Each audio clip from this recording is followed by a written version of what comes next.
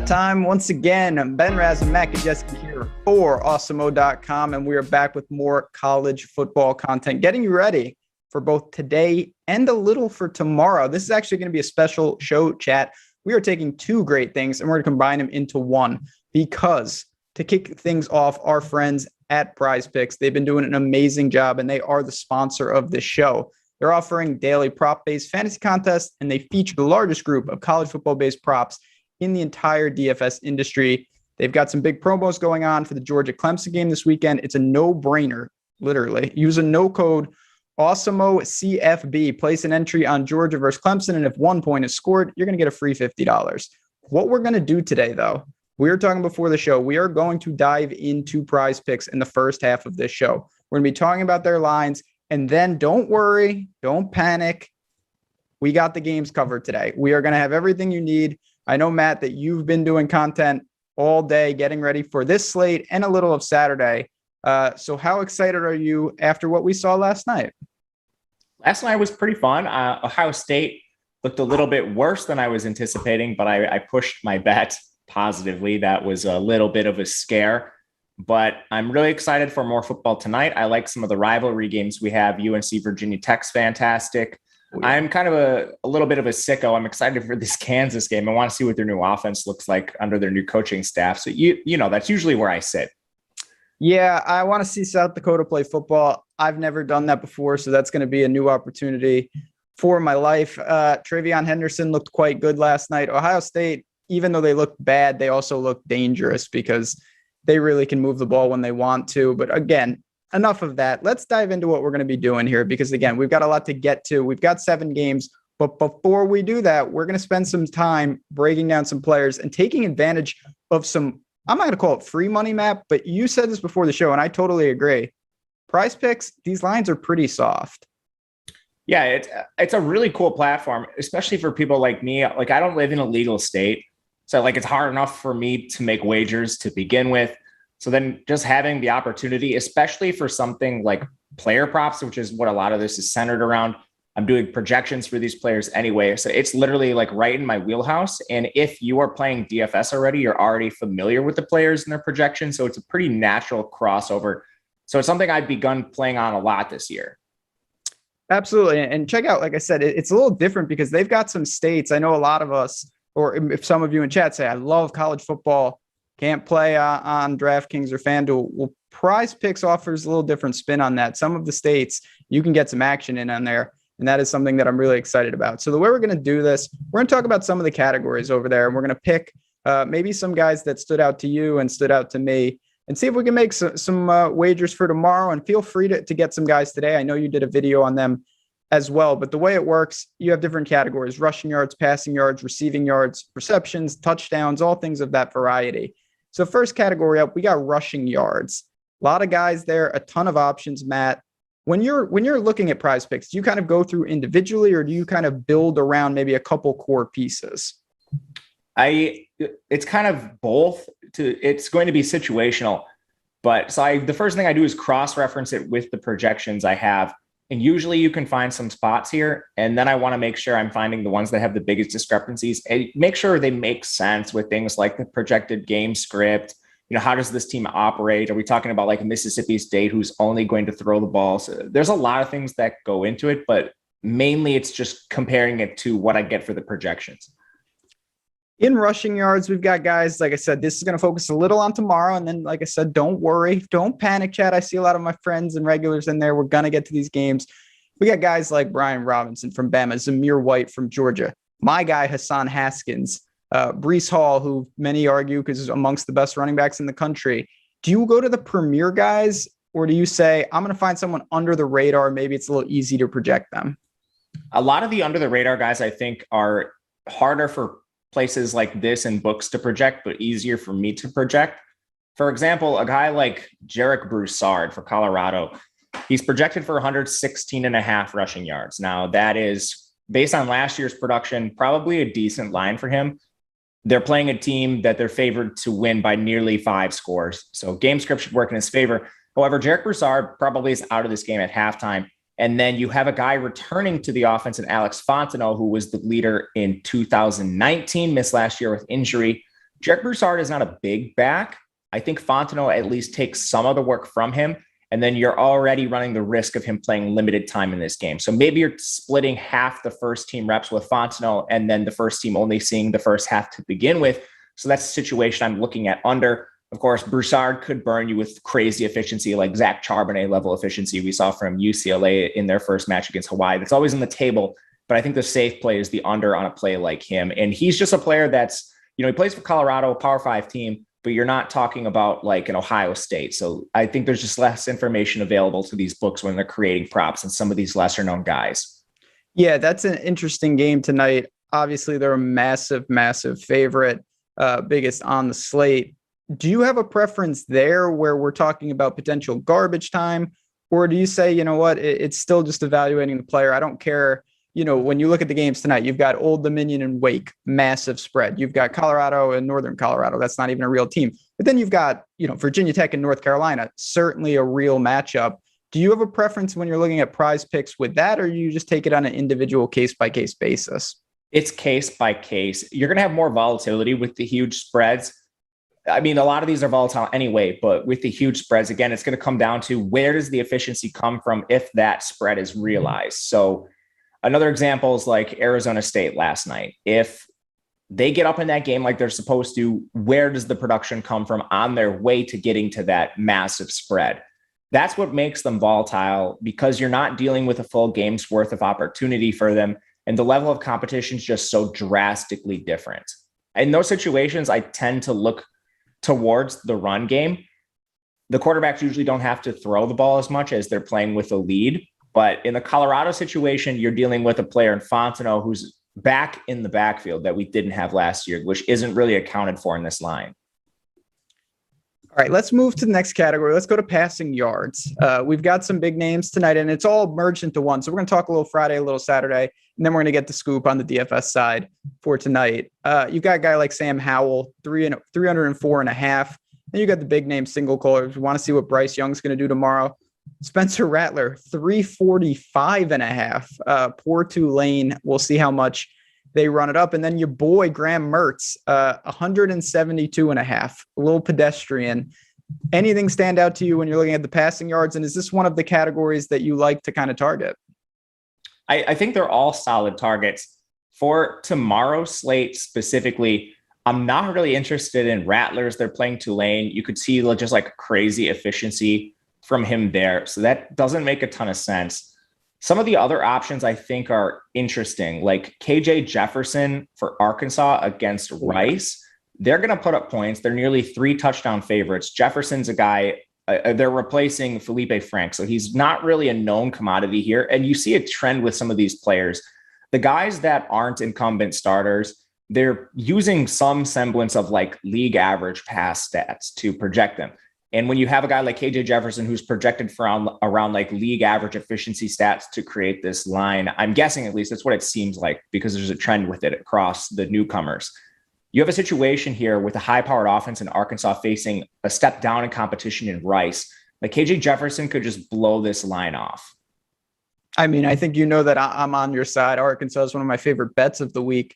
Under 3 touchdowns at 19.5. I think they're going to absolutely crush them. Right next to them, a couple interesting players. We saw Fresno play, and certainly they've got a quarterback in Hainier.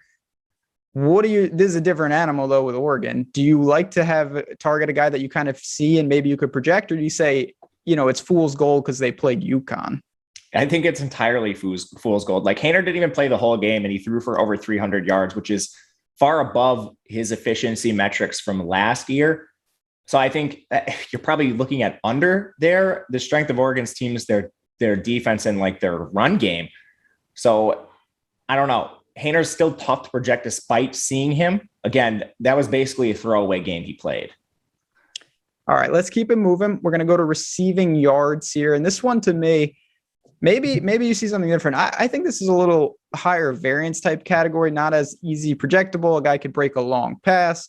Certainly these offenses are pretty dynamic depending on the spread, but there are some big names that I want to ask you about. The first one is Justin Ross, who returns for Clemson tomorrow, 79.5 receiving yards. Are you in more of a wait and see mode, or do you think that Ugalele is just going to go right to him? I think we'll go right to him. He's pretty clearly the top option there. Like among their returners, the next most efficient receiver last year was their tight end, Braden Galloway. He had more receiving yards than like an EJ Williams. Nada and Ladson have both battled injuries throughout their entire career. So perhaps they emerge as that second option. But Ross is locked in. He was a 1,000-yard receiver as a true freshman. Unfortunately, we didn't get to see him last year, but I think he'll be the go-to guy. If you're looking at his prop at 79.5, it's probably over, but that's a pretty efficient line in a tough game against a Georgia team. Another guy that I want to ask you about is Charleston Rambo, just because this guy was a pain point for me all year last year. He's got a new home. What do you see from Miami in general? And I know they're in a tough spot. Is he someone for the receiving yards that you potentially have your eye on, or is it another pass? I like Rambo. We know Miami's going to have to throw the ball, nearly 3 touchdown underdogs. I think there's a chance he's just a better receiver than Mike Harley. This Miami offense has not been graced with fantastic receiving talent of late. Like Mike Harley's basically just a small little slot receiver. Like you remember the days when Braxton Berrios was there. He's like a little Braxton Berrios clone. Rambo is at least like a big receiver, outside receiver who's going to make big plays. With a 48.5, I think there's a chance he's just simply the best receiver Miami has. And I mean, they're going to have to throw it. It's not going to be easy against Bama's defense, which I think is a strength this year. But looking at the overs, probably where I would lean there. Let's talk about a guy tonight. It's the first game. And again, we're going to dive into all the plays. But one of the big storylines is certainly UNC. And they've just lost serious players, both in the backfield and on the outside. Khafre Brown is one of the few guys that maybe you can point to that Howell might link up to. Do you think that he takes a step forward tonight? And is he someone you might lean over to? So Khafre Brown was interestingly listed as a backup. Their starting lineup was projected to be Emory Simmons, Josh Downs, and Antoine Green. That was released by the team. Like Khafre Brown has never really emerged when injuries have occurred. And we've seen Bo Corrales go down at times. When Corrales was down last year, they split time between Emory Simmons and Khafre Brown, and then Josh Downs kind of emerged towards the tail end of the year. Antoine Green is a guy that they've had on their team for a while. He was actually kind of like semi-productive in 2017, 2018, but then he took a backseat to Daz and Diami when they came to the program. So he's a veteran, and Khafre hasn't really shown a ton. When you have Emory Simmons listed as a clear starter and Khafre Brown listed as a backup, and you can get a better line on the over with Simmons, I would rather take him than Khafre Brown. But I think you can correlate these a little bit. If you go under on Khafre, over on Simmons, that's something you could possibly do. Or, like you could correlate this with Howell if you like the over on his yards, which is also something I'm trying to do with some of these props. Is that something you're looking at as well, just like correlating? So that's exactly what I wanted to ask you as we kind of go to this next category with receptions as well. You mentioned, say, KJ Jefferson. Well, one of the guys that I'm very high on in life is Treylon Burks. So if you think that he has a big game, do you look to that? Because to me, it makes sense. I mean, that's kind of like a correlated parlay in a lot of ways, and a pretty easy way, knowing that if they rack up the passing yards, a lot of it should go to one of their premier receivers. Yeah, I do like that. And I think you can even take some like negative correlation too. So I think one that makes sense is going under on Jerick Broussard and then over on the passing yards for a guy like Brandon Lewis, their quarterback for Colorado. Again, like I think most of these unknown quarterbacks are under projected. We don't know anything about Brandon Lewis, but we know that he's playing a cupcake opponent in the FCS team. He could easily eclipse his prop, and that is directly correlated with Jerick Broussard's under. And now, again, that one is super volatile just because of the level of competition, but you could parlay that into other situations. Like this isn't listed on Prize Picks, but like Wisconsin, for example, if you were going to do like under Graham Mertz over Ches Malusi, he's the running back there, that would make some sense. And those are situations I would be looking to correlate to. A lot of ways you can take advantage of that. That's one of the edges that we've got over here. Question from chat. It's pretty general, but it's worth talking about. Then we'll get to the last couple categories, and then we'll dig into these games. How do you interpret blowouts in college? Because particularly with running backs, it's going to result, of course, in more carries. But as the question says, does it just mean that the position is so diluted, they're going to run, 6-7 guys all with 5 carries? Yeah, at times, but it doesn't always matter. Like efficiency is going to be something you need to consider too. And the way I like to think of it is it just renders these players more volatile. And you can capitalize on this in tournaments. In Prize Picks, it's a little bit harder because their lines are set in stone. In tournaments, you can really capture the untapped upside. So like Zach Charbonnet for UCLA, people did not think he was going to play much. I'm not sure why, because all beat reporters were saying that was going to be a split backfield whatsoever, like no matter what. And then you have a guy in Charbonnet who people think is the backup. He's going to get like 6 to 10 touches, and he can get there off pure efficiency. They're going to score.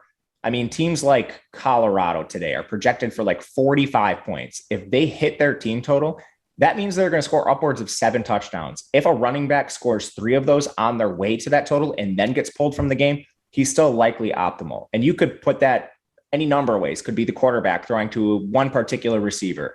Could be a quarterback throwing to multiple. This could happen in a lot of ways. So with the backfield in these huge blowouts, they're good GPP targets, especially if people are down on them thinking it's going to be a situation where they get pulled at halftime. I like to capitalize on that.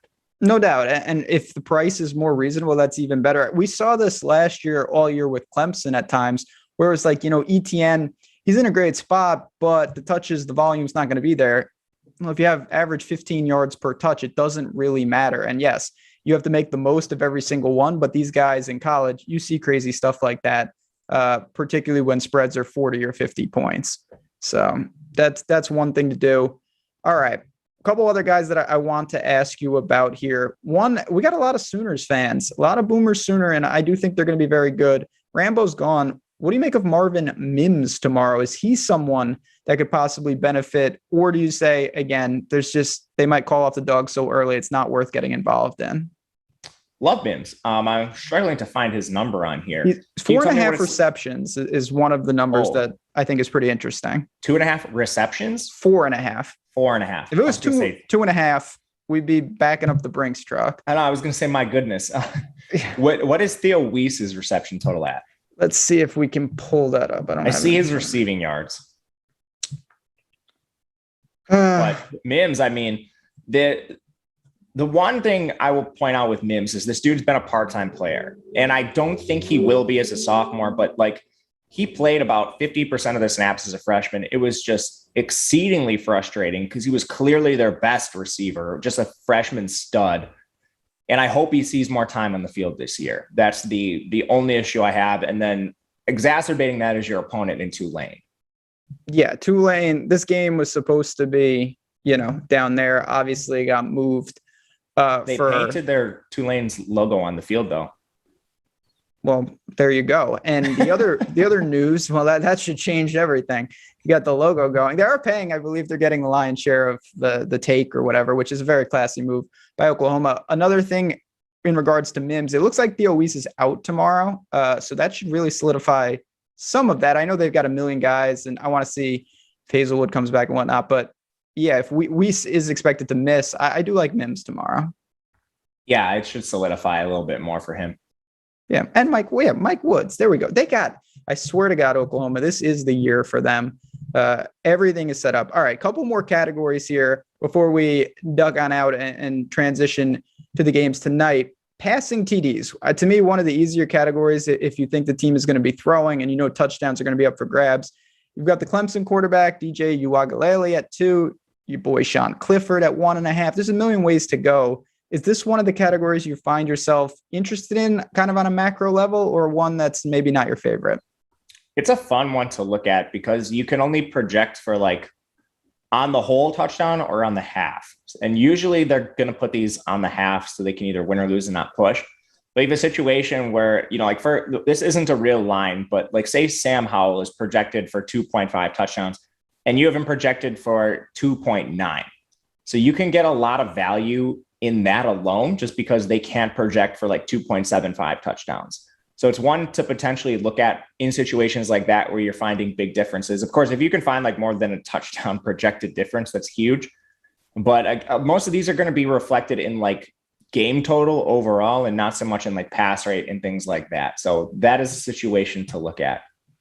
Yeah, I like these. I think you bring up a couple of good points there in the sense of, you mentioned you're only on the half or on the whole there. They are trying to avoid the push as much as they can. And some of these spots, you just have a feeling like here's an interesting one tonight. Sam Hartman, 2.5.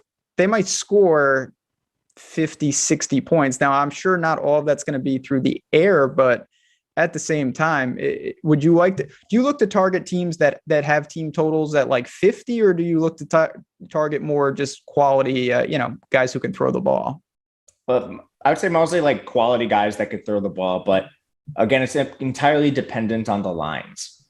Zeb Nolan's on here. That guy. Zeb Nolan, I saw that. People like to bring up the fact that he's a former coach, even though he really wasn't.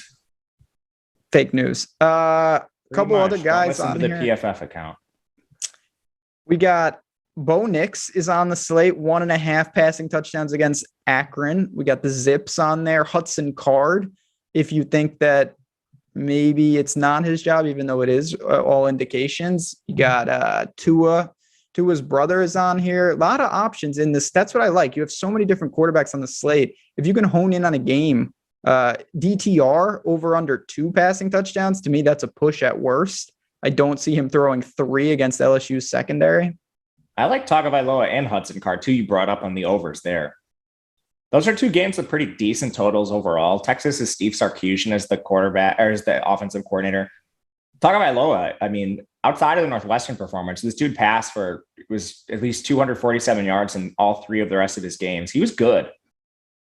No doubt about it. I think this is an underrated category, to be honest. The more I look at it, I see some that I like. Yeah, we got shout out from the man behind the glass, Haynes King, 1.5 against Kent State passing touchdowns. Oh, that is a juicy one. That is pretty nice. Not gonna lie. All right.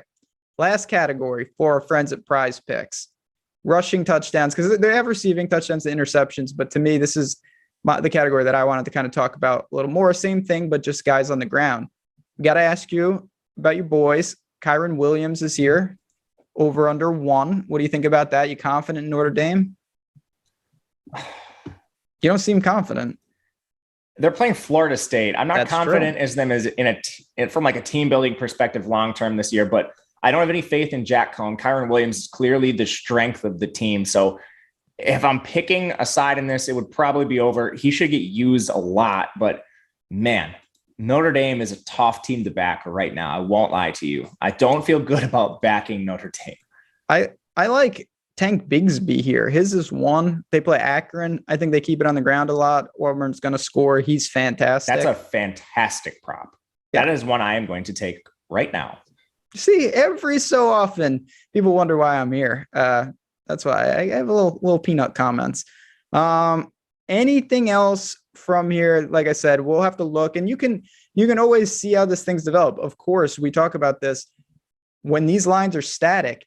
If there's news, and this will become more and more prevalent later in the year, someone is ruled out, something changes, you're going to have absolute smash spots on some of these if you can get them in and lock it down before it reacts. So you can take advantage of that. I assume that's an angle that you would be in favor of. Oh, yeah, 100%. I like it. I think this is good. Again, I just want to give a shout out to Prize Picks. Make sure you guys get over there. We wanted to showcase them, and we're going to be doing this all year. We're going to be having half-hour shows breaking down these Saturday slates for Prize Picks, and they have that no-brainer free money thing of the season today. Go over. Awesemo CFB is the promo code. You place any entry on the Georgia versus Clemson, and if 1 point is scored, you get $50. There's no reason to not boost that bankroll by doing that. So prizepicks.com. If you have any questions, you can always go to support@awesemo.com, and we will take care of you guys. So really, really good stuff there. Let's transition a little bit, and we'll try to integrate throughout the show, but we've got 7 games on tap here. We're going to go through them, and we start in Blacksburg with my Hokies. 6-point home dogs, very dangerous, 63.5 point total. We've got Sam Howell, new cast of characters with him. That's the storyline I want to start with. What do you anticipate? Is there going to be a drop-off with this UNC offense? I think there's probably going to be a little bit of a drop-off, at least right away, as they try to gel with their new pass catchers. Like the only returner, Bo Corrales, that played a ton last year is still hurt. He's not going to be out there tonight. I like Josh Downs a lot as a prospect, but, fortunately here, Virginia Tech's not fantastic on the ground, run defense, that is. So they could potentially just lean on their run game again this year, which I don't think will take as much of a step back. It's going to be hard to replace Javonte Williams and Michael Carter, but you do have most of the offensive line remaining intact. Very good unit, especially run blocking. And then you have a pretty nice transfer coming in from Tennessee and Ty Chandler, who is really efficient. And they're really unproven behind Chandler. So it's nice they were able to land him as a transfer. It's definitely eases the burden of losing multiple guys that we're going to be talking about on Sunday shows this year. And it looks like from our premium ownership projections that you think that Ty Chandler at this price is going to be one of the most popular players on this slate. I think he will be. He has a fantastic projection. They're favored. Virginia Tech's run defense isn't scary. Run blocking's nice. Ty Chandler can catch passes. It all really sets up for him here. The only worry would be if you think he's in a timeshare. I don't see it, but it's possible. It could happen. On the other side, listen, playing at Lane at I guess it's kind of night. I'm going to declare it nighttime. It's going to be a tough taste to play, but what do you see from Virginia Tech? I mean, this is a team. Braxton Burmeister remains. Hendon Hooker is not there. He was watching Joe Milton run amok last night against Bowling Green. Do you see a team that can move the ball with Virginia Tech? And if so, who do we want to target? They're a little volatile. So their signal caller, Burmeister, is a dual threat. He was actually pretty good rushing the ball in really limited samples. But, he's the former Oregon transfer, comes over, lost the job to Hendon Hooker last year, who subsequently transferred. So it appears he wasn't really confident in retaining that starting job. But he doesn't have any competition right now. So I think he's probably safe for a whole night's worth of action. They're not really a prolific offense. They're a little bit slower, a little bit run heavier. So I think he will rely a little bit more on his legs. Fortunately, they return most of their top pass catchers. So you have Tavian Robinson, Trey Turner, their tight end Mitchell is back. I think they'll be able to keep up somewhat here. I like UNC in the game. It's not one I'm going to bet. If I were taking a side, it would be UNC against the spread, but I'm not confident in that. So that suggests that this game should remain within a touchdown score. And there's a pretty healthy total overall. So getting to some Virginia Tech does make some sense. I like Burmeister in stacks. I think both Robinson and Turner are fine. Mitchell's a cheaper player you could look at. The issue is the backfield is going to be a three-way timeshare. And the only one I have much interest in is Raheem Blackshear, the pass catching back, but really tough situation to target overall. Do you mind, Blackshear, we saw him a little bit at Rutgers and we've seen him at Virginia Tech. Do you mind putting him into some of these Virginia Tech stacks if you want to be a little different? He does play in the slot a little bit. We've seen him do that last year. We've seen him do that at Tech. It's kind of a weird situation, I think, to target him for that reason. I don't know where he plays most of the time, but it's viable. Any feel on the total? 63.5. To me, it feels about right. I don't have a position on the game. I think it's about right as well.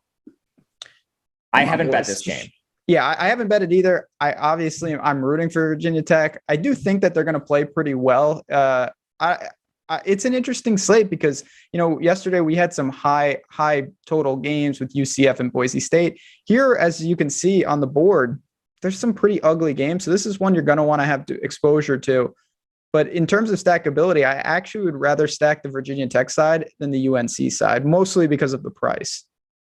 I like that a lot. I think Burmeister, I'm not exactly sure how to say his name, is going to come in with lower ownership than he should, which is a very nice situation for potential stacks. I don't have a strong preference between the pass catchers. You're pretty much getting them I would say price adjusted for where they should be. So I think you can honestly mix and match stacking options in this offense and still be pretty comfortable with what you're going to trot out there. But I agree with you. I like the uncertainty in tournaments in the stacking. Yeah. Listen, we're trying to create some leverage. That's a good way to do it because a lot of people are going to go to that game with the total. But one of the other, here we go already. All right. We get to the next game. It's Duke and Charlotte. What's there to say? Duke's a 6.5-point favorite. Total of 60. I mean, both these teams are going to be dysfunctional. I honestly kind of lean Charlotte in the game, as horrible as that sounds. But let's start with Duke. It's been bad. It seems like it's going to be really bad this year. What do you expect out of this team? Well, first of all, I'm expecting them to run the ball a ton, especially in this game against Charlotte, who allowed over 200 yards in the ground per game last year. They narrowed their backfield. Deion Jackson went to the pros. He's hung around some practice squads. But the more efficient runner from their backfield last year, Mateo Durant, is back. He's a decent pass catcher. Jordan Waters maybe pays a little bit as a complementary back, but Durant should see most of the work here. And again, they're favored. It's a rare game where you find Duke favored, and you're going to see a very good matchup against Charlotte's defense. So I think he's the preferred play. Their quarterback is Gunnar Holmberg. We haven't really seen him. So kind of like Burmeister, you're getting some untapped upside with him potentially if he's decent. We played this game a lot with Bryce last year, and it didn't work. But against Charlotte, there's the potential that it does. I just think Duke keeps it mainly on the ground. Do you have any inkling if this guy's even remotely mobile? No. He wasn't recruited as a dual threat, but he did have positive rushing yards on a minuscule sample. Yeah, I mean, that's a tricky situation. I would say this. I try to project the game out. If you think that Duke covers this number, I would certainly lean to the ground game because they'll probably be running and they probably just gas Charlotte. If not, if you lean to Charlotte, I'd probably stay away. I don't really see the need to go to some Duke stacks. They'll be low owned, but that's about all I could say about it. Some Duke stacks. I mean, what is that? Jake Bolt? Like, who are you even going to put in there, Calhoun? The leading receiver had a 19% target share. So, I mean, they rotate a lot. It's not a great situation. No, it's not. But they are favorite, and they are playing Charlotte, who they got problems of their own. I mean, this is just not a good football team. They're transitioning. They're a relatively new team in the FCS. Take it away. Honestly, this is a team that there's not a ton to love, but it's not one of those situations where it's like a 50-point spread and we're Xing them out. I mean, there are some guys that could be relevant to this slate who play for Charlotte. Yeah, they're running backs. I mean, it's a situation where they're losing some guys. We don't really know where they're going to turn. So it's more uncertainty there, which again, I like to target uncertainty in DFS.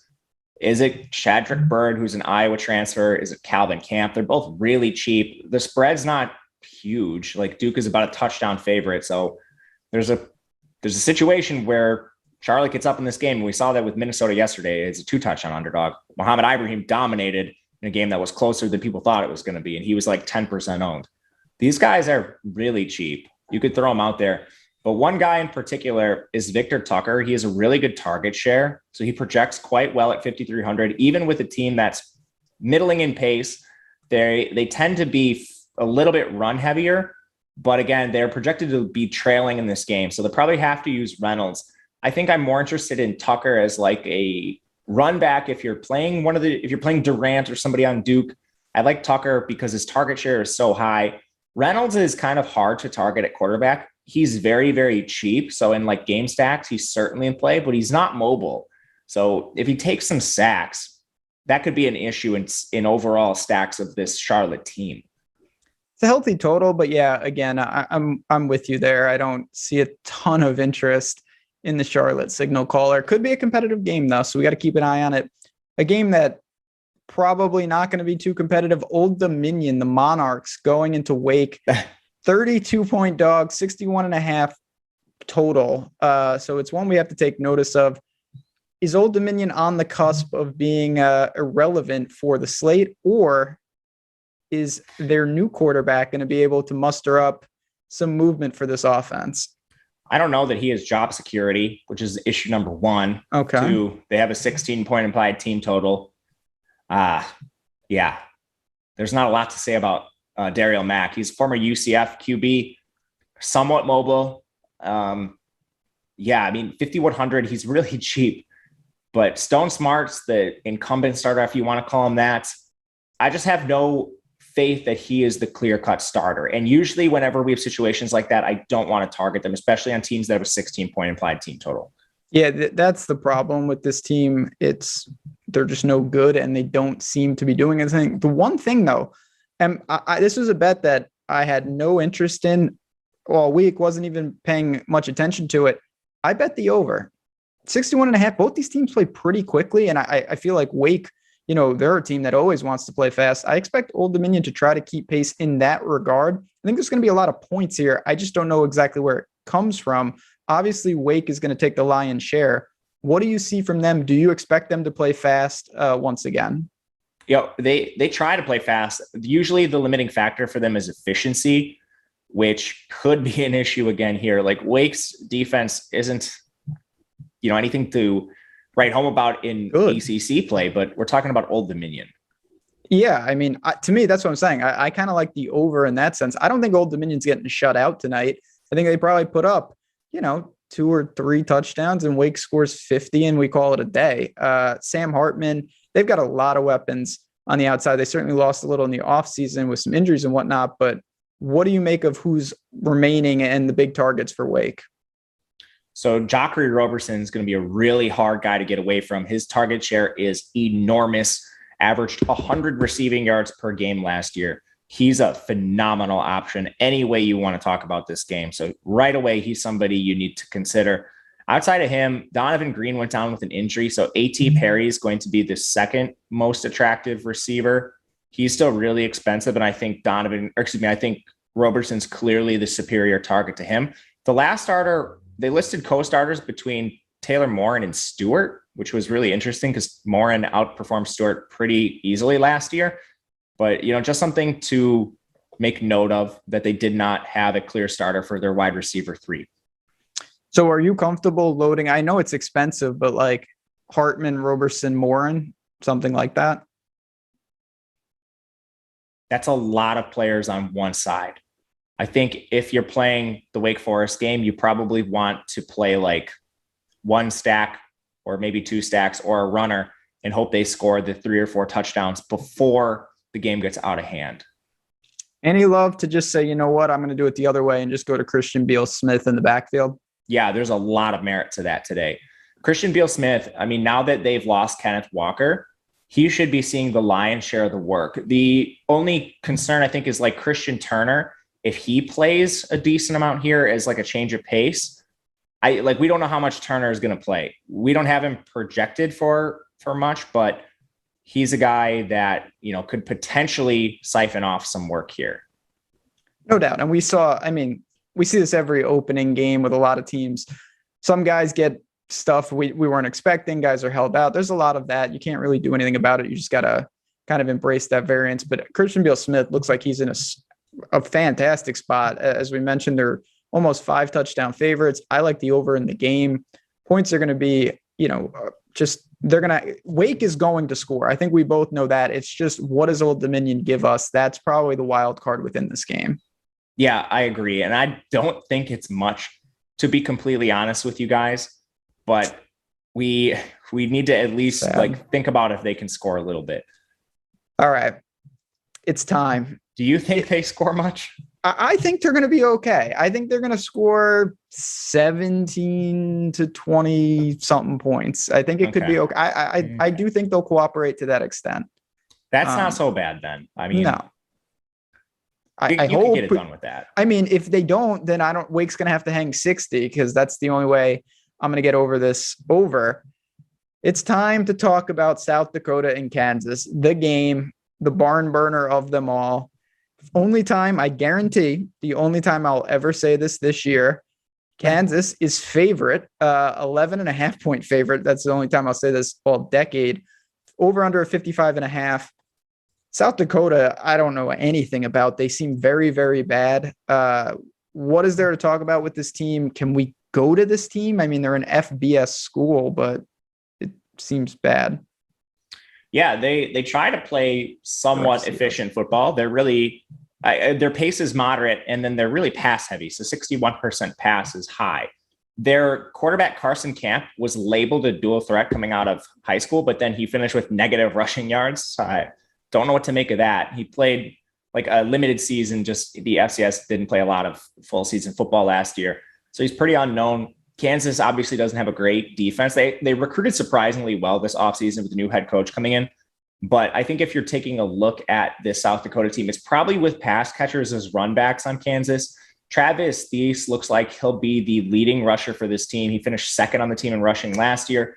Shamari Lawrence looks like more of a change of pace. But again, the implied team total is not great here. I'd be focusing on Caleb Van Der Esch and Carter Bell as potential run backs in your Kansas stacks, if you're playing a lot of Kansas stacks. Carson Camp would be contrarian, but mainly Caleb Van Der Esch and Carter Bell. I mean, is this a team even at the F? This is not, we have South Dakota State on this slate, and we're going to talk about them soon enough. They're a serious team in the FCS level. Is South Dakota even good? Or are they in like the Southern Utah bucket where they weren't even good at the FCS level? They're middling. Okay. That's why Kansas. I mean, it's going to be interesting to see what happens. I didn't bet this game. Did you? No. I'm thinking about Kansas though. I won't lie to you. I've been thinking pretty hard about this Kansas bet.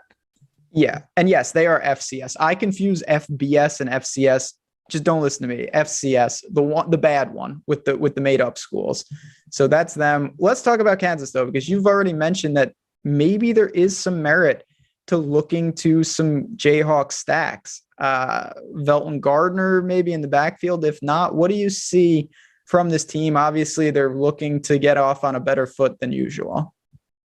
I don't know how much work Velton Gardner is going to get, which makes him a good target in GPPs, volatile in situations like cash. It's a new coaching staff. So how do they evaluate Gardner? You have Leopold coming in. He's traditionally used to lead back like Jarrett Patterson in Buffalo, carried all of the carries essentially, but Kansas hasn't traditionally done that. So this is a guy that eventually started splitting time with other backs like Daniel Highshaw. So it's going to come down ultimately to how this Kansas coaching staff views him. He was listed as the clear starter on the depth chart. Amari Pesic-Hickson was listed as the primary backup. So with this, there's upside for Velton Gardner to be that bell cow. We just haven't seen it yet. For that reason, I love him in tournaments. 35 implied team total is nice. 2 touchdown favorite. Gardner is going to be a volatile play, but he's a good play in tournaments for sure. Who is the Jayhawk quarterback? They named Jason Bean the starter this afternoon. Some of the big news we received, they had been hosting a battle between Bean, Miles Kendrick, and Jalen Daniels. Bean, I think, has the highest upside. He's a good mobile quarterback. He's the former North Texas signal caller, and he has the best efficiency stats for a passer as well. Now, that's against G5 competition at North Texas, but I still think he gives them the best option at signal caller tonight. So I was pretty happy that he's playing. The issue is for him specifically that he's really expensive. So with a guy like that, where he's got some dual threat ability, do you have any interest in kind of like running him alone? Or do you think you have to pair him up with some of his pass catchers if you're going to do it? I still think if he hits his ceiling, you need him paired. This is going to be an interesting one because obviously you've got a horrendous FBS school against a middling FCS school. They are favorite. It's not a great total, but I don't think this is a game you just omit. There is something to this, and I do think there's targets crazily enough on both sides of this game. I agree with you. And in pass catcher, there are some really important things that stood out for me for Kansas. Like Kwame Lassiter's really expensive. That makes sense. He's their leading receiver. But their listed starter, Trevor Wilson's min price. So he's somebody that you could use as a complete salary saver in your lineups. And that affords you a lot of mobility in your lineups to do some other things that should help you a lot. All right, 4 down, 3 to go. I do want to say very, very quick, we still have our promo tailgate for $10 off the Awesemo CFB week-long subscription. There's no reason not to do that. This is the time to take advantage. You get the player projections, the ownership, everything that Matt and the whole team here uses, you can get all those depth charts, usage, matchups, the information you need if you were betting the games or playing DFS. No reason not to take advantage of that. Promo code tailgate. Link is in the description. All right. Northern Colorado at Colorado. They are a 38.5-point underdog. This might be the candidate for the deadly Bowling Green tag. Is Northern Colorado just straight irrelevant? I think so. Their implied team total is 10.5 points. The only thing that's keeping me interested is they have some decent recruits on their team. Like, I don't know if this is Michigan pipeline, but Dylan McCaffrey's the quarterback. We've seen him at Michigan. True Wilson's their running back. He's another Michigan transfer. So I don't know if they have like some assistant on their team that's a former Michigan staffer, but they have a little pipeline coming from the Wolverines. All their failed players heading over to this North Colorado team. Yeah, that's going to be wow. I had no idea about that. It's still not, yeah. When your total is still 10.5, you got problems. Let's go to the other side though. Colorado's certainly going to get off on the right foot tonight. I'm sure they'll look pretty good. We talked a little with Prize Picks with Brendan Lewis. What do you see with him? You've got Broussard and Fontenot in the backfield. We've got another Chenault. A lot to talk about here. Yeah, I think this is a fun team to talk about. A lot of unknown at the quarterback position with Lewis, but he's mobile. We like that. There's a lot of upside for him in an environment like this where he can beat up on an FCS level team. Stacking options at all pricing levels. So at the top, you have Dimitri Stanley, the returning receiver. They have pretty decent tight end play at Colorado too with Brady Russell. But then you have a guy in Brendan Rice, was labeled a starter there, kind of unproven, but he's somebody that has been with the team for a while. Their final starting position, they listed co-starters between Levante Chenault and Daniel Arias. So that would be more like GPP style plays for this team. But even a guy like Rice is pretty cheap in the mid 5Ks. He's someone you could certainly look to. Yeah, clearly, listen, this team is going to put up a ton of points. Also, Strammy, good guy and friend of the show. Ed McCaffrey is their coach. That makes a little more sense. That's probably how they got thank you Dylan for that McCaffrey. little tidbit. Yeah, that's a good one right there. Is this team, I mean, we're going to talk a little about this at the end. Where does Colorado kind of fall in terms of stackability? Is the total and the fact that they're 38-point favorite a deterrent, or do you say, you know what, we can get enough usage at the beginning to make it pay off? This reminds me a lot of some of the games last night. Like Joe Milton absolutely balled out for DFS last night. A couple of rushing scores helped him get there, but that's in Brendan Lewis's range of outcomes. They won that game by, correct me if I'm wrong, but 34 points, I think, was the final score. Something like that. I mean, yeah, you can certainly get there in these blowouts. Like people forget the starters have to play well in order for those guys to get taken off the field to begin with. No doubt. The killers are when you see like fluky things, if they score on defense and you're getting points. Yeah. Block punts and crazy stuff that aren't going to rack up points, but you got to just live with that. I think there is some merit there, and you can always get a situation. We saw early Southern Utah last night. They put up 7 points, and that really helped a little bit. You know, it's not like Northern Colorado can't luck box a touchdown or two. I'd say it's doubtful, but you know, one of it is. Let's be realistic. But shout out to Northern Colorado. All right, Big Ten game here. Classic Big Ten. 45.5 point total. Michigan State at Northwestern. Not a great game for DFS. It is my favorite bet. I think Michigan State's going to win the game because they've just got more stability. They get a transfer from Temple at quarterback. Talk to me about the Spartan teams and what you expect. The total is really bad. Michigan State, they play football kind of how we like to see it played for DFS. They're fast. They run a lot of pass plays, partially because they were down in games a lot last year before they kind of got their footing. I like what they did at quarterback, moving on from Rocky Lombardi to a more stable signal caller in an Anthony Russo, played at Temple. He's not going to blow the doors off. He's not Patrick Mahomes by any means, but he's efficient, completed 68% of his passes, pretty low average at the target for him, 6.4 yards per attempt. Not a great rusher, but he doesn't give you negative yards, which is important. And what I like most is he has really good pass catchers. So Jaden Reed and Jalen Naylor are two studs at receiver. And this Northwestern defense lost a ton, particularly in the defensive backfield. So I don't think this is going to be the Northwestern defense we saw that like put the clamps on Talia Tagovailoa and caused fits for Ohio State. And again, pretty good receivers here in Jaden Reed, Jalen Naylor. And what we like most about those two, the target distribution is super narrow. Each of them had 25% target shares. And the third receiver, Ricky White, is away from the team. He's had some off the field issues. They're going to split time between Trey Mosley and Terry Lockett as that last guy in, but love the target shares for Jaden Reed and Naylor. As do I. I think they're primed for effective games tonight. What do you see in the backfield? You mentioned, we were talking about Wake Forest earlier. They obviously have one of their former players here. They've got Collins. What do you make of kind of the pecking order of who might take the most carries? Yeah, Collins, he's been dabbling at tight end a little bit scary. What is that? What the rare? That's some Wisconsin shit right there. Just interchangeable, awkward positions. But yeah, we're gonna have this guy dabble at tight end. What? A beat reporter reported that he'd been mixing in at the tight end position. That's obviously not like something you want to hear. But if anything, hopefully it does narrow work for Kenneth Walker. The issue is we don't know how much Walker takes from this backfield. Like, do they use Collins? Do they use some of their other backs? And they historically have run timeshares at the position. I do think it's probably Walker getting most of the work. He's a big transfer. He could have picked a lot of schools to go to. So he would be somebody I think to look at as a contrarian option tonight. Again, really low total. Michigan State's like barely implied for like more points than some of these really bad teams. Like they're narrowly ahead of South Dakota in implied team total. But I think there's some players that could see volume. On the other side, Hunter Johnson's season, it's not a great situation. I don't think this offense is going to be any good. I don't think this team is going to be that good. Obviously, Cam Porter, he's hurt. They already lost an offensive lineman. They already had a lot of losses, in terms of graduation.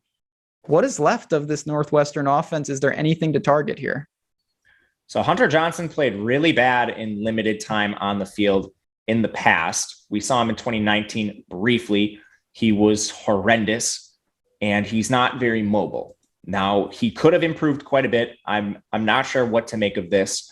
He doesn't have a lot of pass catchers. The best one is Steven Robinson, a Kansas transfer who comes in, and I think he does lead the team in targets. But we know this Northwestern team likes to run the ball a lot. They've lost a lot to transfer and injury, so Evan Hull sets up as the number one. They did get another transfer coming in from Bowling Green, and Andrew Clare, who is a pretty good pass-catching back, had over 700 yards in his first 2 seasons at Bowling Green, and I do think he plays a role. With this total being so low, I don't think I want to take stabs on Evan Hull and Andrew Clare when you can get guys like Velton Gardner, like other uncertain running backs in situations that are just a lot better. Fair enough. Like I said, this is a game I like in the betting side of things more than anything else. I think Michigan State wins. Final game before we get out of here. Interesting one. The old Jackrabbit, South Dakota State, only a 2.5-point dog going into Colorado State. And that just shows they're a serious team in the FCS level. They can play. 50.5-point total is not great. Let's start with them. Let's start with South Dakota State. Who are they? What do you see? How do you expect them to run their offense? Yeah, they're a pretty good FCS team. They are really run heavy. They're a team that is pretty slow in plays per game. So kind of like their North Dakota State counterpart. So it's not typically a great situation for DFS. Their quarterback's out for the year with a season-ending injury. I believe it was an ACL. So they're going to be turning to former USF quarterback Chris Oladokun as the starter. Oladokun played for USF back in 2018. He completed 51% of his passes for 6.5 yards per attempt. And he did lose the starting battle to a guy named Mark Gronowski.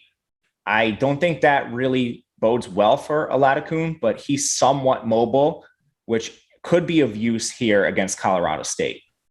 Only other guy I want to ask you about, what do you anticipate with Pierre Strong on the ground? I think he's going to split time with Isaiah Davis, and I don't feel real good about either one of them. Pierre Strong projects pretty well. He's the better receiving back. So if you're playing one, I do think it's him. He's also cheaper. But again, I think this is a somewhat volatile situation. I will play some Pierre Strong, but I think he's also, it's like a lot of uncertain situations across the board here. On the other side, like I said, Colorado State's going to be in for a serious fight. Todd Centillo under center. I don't know exactly what to make of that. Dante Wright, probably the receiver that people will be going to. Is there anything else for this Colorado State team to target? So their coach, he's in the second year, I believe now. He's the former Boston College coach that really has the thing for slamming his running backs into the back of the offensive line with force. So that is something that we're probably going to see. Unfortunately, they listed 4 running backs as co-starters, highlighted by David Bailey, the former Boston College running back, follows his old coach over here. That's a complete nightmare. Centillo is a decent dual threat quarterback. It's just like he's so inefficient as a passer that he's really hard to target. He didn't even complete 40% of his passes last year.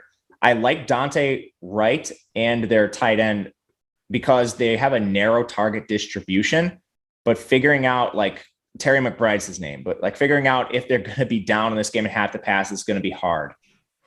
No doubt about it. Listen, it's a 7-game slate, a lot of things to take care of, but listen, if anything breaks, that's why you go Matt_Gajeski or hop in our premium Slack. We'll be around. People will be dropping news there. Special shout out to Prize Picks. We're going to duck on out of here, but stay tuned. The MLB deeper dive coming up next. All your favorite guys taking you up to lock there. So good luck. Enjoy this Friday. Be back tomorrow. Big time Saturday slate. Me and Matt breaking it all down here at Awesemo.com.